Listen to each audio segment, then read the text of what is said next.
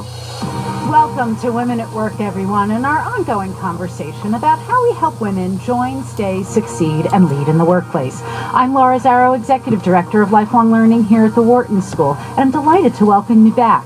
Today, we are talking about women in tech. I hope that connotes a powerful pairing for you. But we say it, and too often, the first thing that'll come to people's minds is a picture of Sheryl Sandberg, Marissa Mayer, even Carly Fiorina, singularly famous and successful women who have defied the norm. To us here at Women at Work, though, we want to hear other things when we hear women at tech. We want to hear more than just role models, and we want you to as well. We want you to hear opportunity, an opportunity to close the pay gap, to find great jobs, and an opportunity to maximize our talents while stimulating the economy in record numbers, which is why today on Women at Work, we're going to explore why tech needs more women at work, why it should change, and what we, men and women, the big we, can do together to make that happen. To help us with that, we have two extraordinary women from tech who are themselves serious role models. First, we'll be hearing from Tracy Wilen, who's an expert on the impact of technology on work, careers, and women's leadership. And then in our second half hour, we'll be joined by Julie Woods-Moss, who's the Chief Marketing Officer and CEO of Next Gen Business at Tata Communications. We also hope you'll join us in the conversation. Do you know a woman in technology who deserves a shout-out? Give us a call and help us shine a light on those women who are paving the way in your world. You can reach us at 1-844-WHARTON. That's 1-844-942-7866. Who is she, and what does she do in your technology universe? And if you are a woman in tech yourself, brava! Give us a call and let us know how you defied the norm. Once again, that's 1-844-WHARTON. That's 844-942-7866. You can also email us, and Patty, who's over there on the other side of the wall, will get the email and bring it on in. So you can get to Patty and me at businessradio@SiriusXM.com, because we'd love to hear from you. Because we're going to be talking about all these women in tech and how we make more of us part of that team. So first, I'd like to welcome Tracy Wilen. Tracy is an expert on the impact of technology on work, careers, and women's leadership, a former visiting scholar at Stanford, and she's held leadership positions at small places like Apple, HP, Cisco, and the Apollo Group. She's the author of a whole bunch of books, including her most recent one on Employed for Life, 21st Century Career Trends. And you may even be familiar with her because she is a trusted voice on TV, in print, and on radio countrywide. So with that, Tracy, welcome to Women at Work. Oh, thank you, Laura. Thanks for having me. It's a pleasure to have you join us. So, Tracy, you've written extensively on 21st century workplace needs and trends. What kind of future do you see for women in technology? Oh, I'm very optimistic about women in technology, even more so today than in the past. To me, technology is a leveling field so that anyone can start a business anywhere in the world and connect with other people. And there's so many new technologies evolving, and that women can just grasp onto and create new things. So I think it's it's a great opportunity for women. And when you talk about those opportunities, are you talking about it both in the tech programming side and in also the leveraging tech for business purposes? 70 to 75% of the jobs today will have a technology component, whether you're coding and creating technology, whether you're selling or marketing products, whether you're delivering customer service or sales or marketing technology. You'll be touching technology, and that's what's different today is you will be engaged with technology no matter what field that you pick. Kind of like we're all engaged with technology in one way or another just in our day-to-day lives now. Yes, and I think another point is that, when I first started my work, entrepreneurism was not really available to me. And today, women can graduate from schools like Wharton and move into entrepreneurial endeavors and actually get funded for opportunities and create jobs for other women as well as new firms just by the presence of the internet. So I think there's so much more available today than in the past. I'm glad you brought that up, and I'm interested in how you put it, that it wasn't available to women. Because I'm seeing two big patterns amongst the women entrepreneurs in our community. One is that I'm so impressed by how many of them are launching online businesses in marketing and retail with very few barriers. Yet I'm also hearing from women who are trying to be entrepreneurial and who are part of startup culture, that's a very difficult culture for them to enter and remain in. Have you seen that? Well, I'm originally from New York and the East Coast and came out of the corporate world there and then moved out to Silicon Valley. And I think that the dynamics of technology firms are very different than other firms. And I actually worked in fashion and worked for Vogue in Condé Nast, so it was a very different environment. And when you move to Silicon Valley and you start to engage in the community out here where I live now, you see that just going to work is different. And startups are, accelerated because it's all about making money. It's all about making money quickly. It's all about customer service and satisfaction. It's all about appeasing, people who are investing in your firm and your stockholders. So it's a very different dynamic than maybe some of the other types of companies that people work for. Now, I have to say, when I listen to our Wall Street veterans, they describe some similar values. So what are some of the cultural differences that you saw day to day in the workplace that affects your experience as an employee out on the West Coast versus in, say, fashion in New York? Sure. Well, the first thing that I noticed is that it's all about performance, much more than my experience in New York. It was all about who you knew, how you got your next job, and making those connections. That doesn't go away out in Silicon Valley, but like a sports team, you have to perform. So if you're in a tech role, you need to be able to understand your technology. If you're in a marketing role, you need to be very good at marketing. Because your world is very competitive, because in Silicon Valley, your competition has come into Silicon Valley, and it's, the standards are quite high. With that said, I think the second thing you notice right away is it's very technical. The conversation is technical. Everyone is working in a technology role. It's very much, I'm assuming if you go to Detroit, that everyone's in the auto industry. If you're in LA, you might find people are all in entertainment, and in New York, maybe in finance or fashion. So in Silicon Valley, everybody's in technology. We live it, we breathe it, and we'll all want to make the world a better place, so to speak. So given those two things, performance, the primary importance of performance, which I'm guessing also brings with it that if you perform well, a lot of other things are forgiven?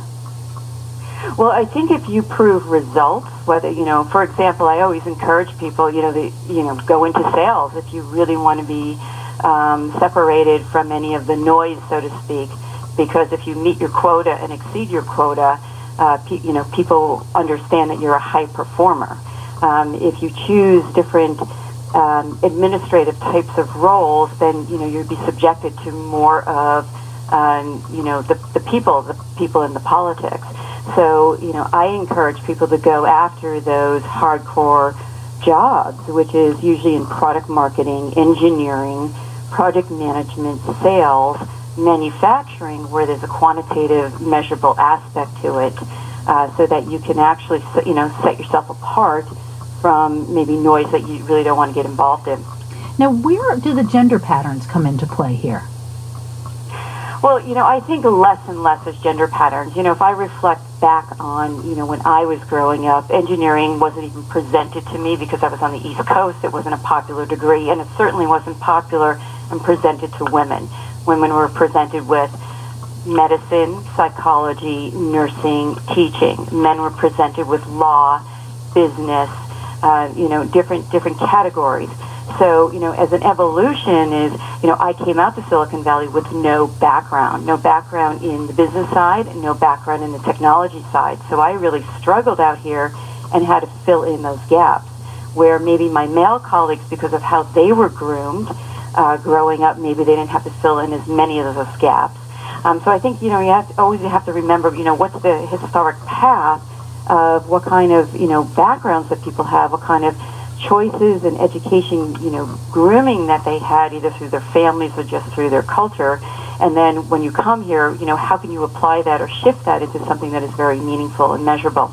We're talking with Dr. Tracy Wilen, who's an expert on the impact of technology on work, careers, and women's leadership here on Women at Work on Sirius XM 111. If you'd like to join the conversation or share with us your stories of women who have paved the way in technology, give us a call. We'd love to hear from you. We're at 1-844-WHARTON. That's 1-844-942-7866. So, Tracy, what you're bringing up has a lot to do with why we have a pervasive pay gap. It starts with a historic pattern of women not being shown and then finding their way in more lucrative positions and more lucrative fields. Once women get there, though, do you find that the culture is getting a bad rap? Is it better than people say it is? Or are there cultural issues that women are facing once they do get there, presuming they have the training in engineering or the business background? Yeah, I think a lot of that will depend on the culture of the company that they join. And I think that's a message that I give women is always find out in advance and investigate the company that you're planning or would think you'd like to work for as much as they investigate you. So that means looking at the board, that means looking at the executive team, that means talking to people who work in the company and finding out what the culture is, what the environment is. And this is for anyone. It could be, any minority group or anyone. Is this going to be a friendly environment for your gender, for your age? And then make your decisions on that. The second thing that I encourage women to do is make moves. You may have joined a company and you may have gotten to a point where you're not getting promoted at the rate that you expected to. You can go and look at other departments in the company. Mm-hmm. You can also go look outside. And I found that in the past the women were very hesitant in leaving a company because they like the security of it. But I think more and more today we're seeing that it's expected that you go and manage your career by making different stops in different departments and in different companies so that you can actually make your moves. Now, when you make your moves, that's where you can actually improve your salary situation, improve your title situation, and improve your role situation. If you're staying in one spot and you're hoping that they notice you, you'll be less inclined to make some of those moves. So, Tracy, when women make those moves, and I have to say, one of the things you've just done is you told us how do you join, which is critically important. How do you get in and make the selection about a place you want to be, where you can see yourself mirrored in the board, the values you're looking for mirrored in how they operate and staff the company. And then knowing when it's time to leave or finding a place to go to that has those values. But women at that critical moment need to negotiate. And that will have everything to do with whether or not they get the salary and the title that they're looking for. Do you have any suggestions, and are any of those, and also in considering suggestions for negotiating, anything that's particular to the tech community? Yes, and I think that is an important thing for women to know, because in my research what we found is that a lot of women actually love and excel at complex business negotiations. However, when it comes to negotiating for themselves, they're very uncomfortable with it, and a lot of them associate negotiation with car haggling, with a very masculine, negative experience, and that it's not feminine. And so we need to overcome this, because it's really not an art, and it's certainly not masculine. It is a dialogue, and it's a skill. So what I encourage women to do is, number one, is absolutely know what you're worth. You cannot negotiate for anything if you don't know what you're worth. So how do you find that out? Well, thanks to the internet, right? We can find out these things, whether it's going to salary sites like payscale.com, going to Bald, going to professional association surveys, Robert Half surveys. There's so many salary surveys out there that you can figure out, down to your experience, skills, and zip code, how much you are worth. And I would make sure that you understand that before you have that dialogue. Okay, that was incredibly important information. So I just want to back up and point out some of those high points. So by going online to these sites, you can not only find out what you are worth by virtue of the job that you're doing, you can do it by zip code, so it's relevant to your region. Yes, and you can actually, and I would say use that as data gathering. Also look at if you're in a company, look at the website, look at the HR internal website. There might be pay scales in there, or have a conversation. Talk to hiring managers if you can in other companies. Talk to recruiters. You should understand where you are in the world of your space. Yes. Do you have the right education? Do you have the right skills, experience, so that when you walk in the door, you can say, we need to have a salary leveling discussion, right? Because here's where my peer set is being paid, and this is where my skills is, and here's the proof. Here's the proof. And so I think that's very important. The second thing I tell women, I would always tell my teams, have metrics of yourself, right? Keep a metric every day. Write down one quantifiable metric about yourself. It could be how you reduce cost, how you increase sales, how you improved a process, how you helped us secure a new customer. Write that down. If you have annual performance reviews, I hope you have them more than that, you have 365 data points that you can present to your manager. And you know what? Managers love it. I always loved when my team came in with their own set of metrics and accomplishments and quantified it, because then I could just sort of pass it along with my overlay and help them get the salary and promotions they want. Tracy, that's really powerful on a couple of levels, and I want to just shine a light on it. When you were talking before about the importance of the quantitative outcomes, that we know that women are particularly good at qualitative measurement, that we'll see the value in things, that women are more comfortable with less defined decision making often. In the fields that women are often drawn to or were drawn to, pointed towards in the past, that qualitative decision making, those soft skills get developed. However, perfectly capable of, quite adept at quantitative forms of measurement and assessment and being driven by it.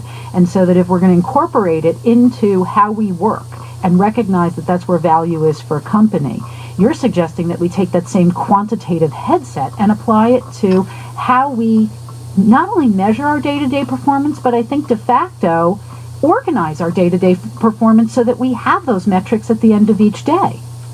Absolutely, and I'll tell you, women are very good at it, because if you have kids, right? If you're running a household, if you own a house or paying rent, or buying meals or cooking or whatever you're doing, you're very quantitative, because you're running businesses at home, you're running the business of life.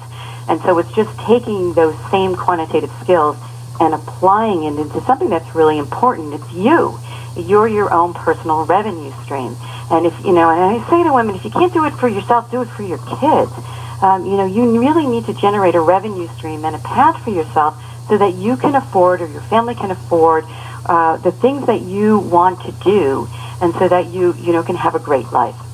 Absolutely. It's also a way for women to move out of what I call the gender layer cake that you'll find in companies. Women will be in marketing, women will be in support, women will be in customer service, but they won't be in tech or business development or venture capital.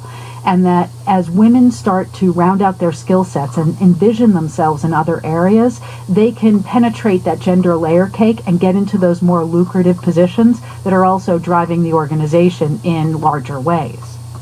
Yes, I agree with that. So I have made many moves. You got to remember, we're going to be living to 100. We're going to be working 50 to 70 years. So don't plan on staying in one place forever, but do get some of those skills. I was in sales, manufacturing, engineering, project management, a strategy. I made all the stops so that I could pick up the skills. Maybe I didn't like some of those stops, but I would approach it as, how long am I going to stay here? What do I need to get out of this stop? Is it P&L experience? Is it imagining people? Is it understanding how revenue and cost of goods sold match together? Figure that out, and then you can keep moving and bundle it for your next opportunity. Again, it's always thinking about, I am a business and a revenue stream. How am I going to move myself through the happiness of life in my career? So, Tracy, how did you move yourself through your career? As you entered those different areas of the workplace, where were you confronted with gender issues, whether it was your own or somebody else's, and how did you work through them? Yeah, so, I've always had some element, I guess, of gender issues. So when I moved out to California and I joined Apple, and I was in manufacturing, and so right there off the bat it was very masculine, and technology is very masculine. I would say I just observed that it was much more masculine than the previous jobs that I had had.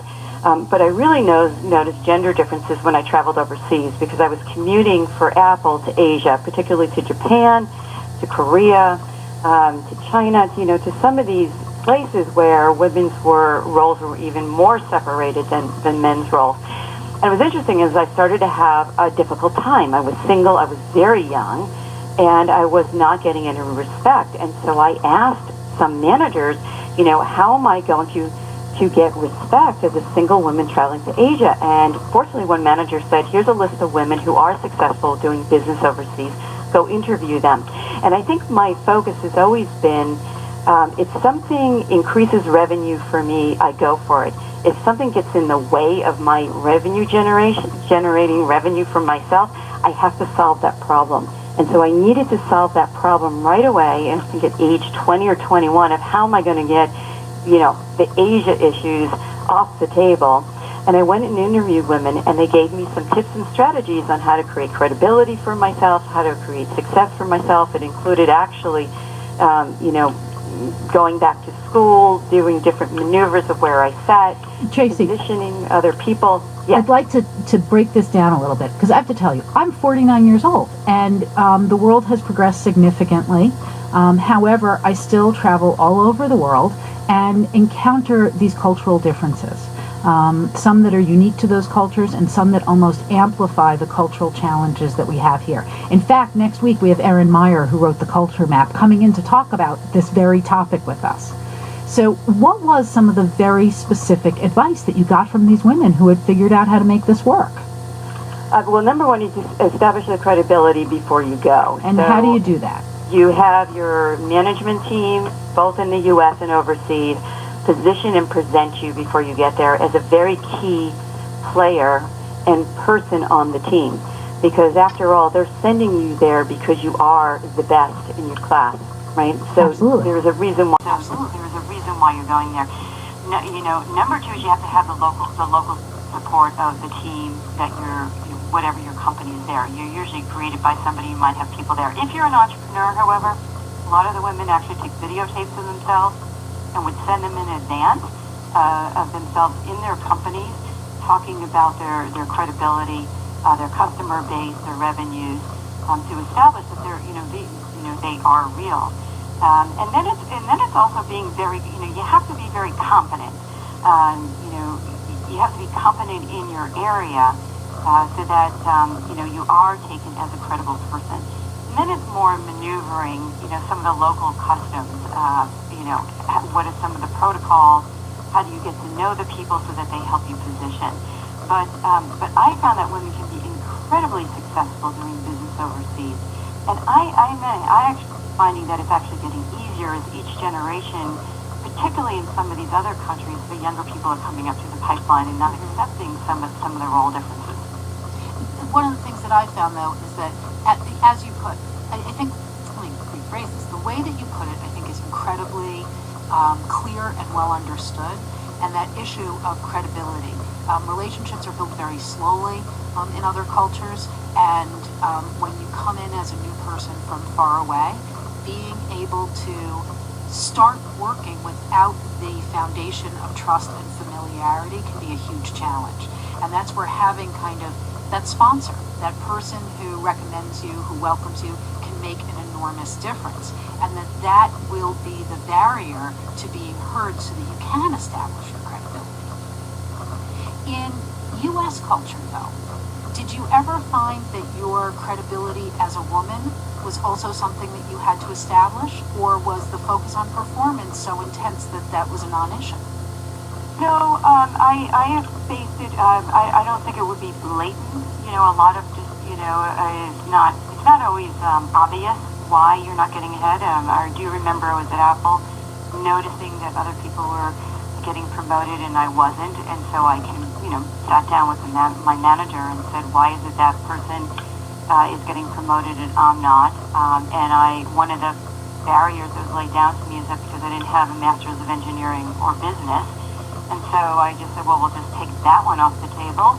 How are you going to support me to get my master's of business? Because I agree with you, I could use it. And they agreed to actually fund my tuition, and put me in the Apple Management MBA program because they said I was so persistent. And then I said, I get the trick here is education can be a separator. And so after I finished my MBA, I went off for a doctorate postdoc because I felt like that would keep me separated from the pack. And I think that's what's important for people to learn today is, do you have scarce skills, scarce experience, and how can you separate yourself from the pack? I know many women who are very accomplished in Silicon Valley, and they will tell you it's because they are in high demand, they have scarce skills, and people know that they're pretty much the only game in town. And so I think that's what women have to start saying to themselves is, what can I do so that my brand is something that everybody wants, and my skills are net me a very high value, and move in that direction rather than, I'm stuck. I'm stuck. You're not stuck. Figure it out. You're going to figure it out. Maybe it goes the entrepreneurial path. Maybe you go to a different job. Maybe you go to a different department. But I don't like hearing, people saying it's stuck and it's about gender. Let's move on. Let's find a focus and let's move in that direction. And one of the things you've written about, and I can't recommend your book enough, Employed for Life, 21st Century Career Trends, and I also really enjoyed Women Lead, Career Perspectives from Workplace Leaders that you wrote. And you talked about the importance of lifelong learning, obviously close to my heart. And in this case, you really did several critical things. You saw when your progress was impeded, you asked why, you went with an open mind, you listened, and you took action. And the way that you took action was in meaningful ways to round out your skill set with formal education. That then seems like it became a monumental lever. Oh, very much so. In fact, I remember when Apple had a major layoff right after I completed the MBA. But because I had technology background from Apple, because I had international business and, Asia business at that time, and because I had the MBA, with 5,000 people laid off in Silicon Valley when we were in depression, I was hired into HP, promoted into management, and given a 25% raise over what I was making at Apple. And, they didn't even realize I was laid off, right? And so they were more looking at the skills of saying, wow, she checks those boxes. And so I think that, you need to really think about what are the things that are going to separate you. In my case, education was a critical factor. International business experience was a critical factor. And technology background was a big factor as well. Tracy, you've also checked a lot of boxes for us. You've inspired us. You really are an extraordinary role model. And quite importantly, you've given us some really exceptional advice. So thank you so much for joining us on Women at Work.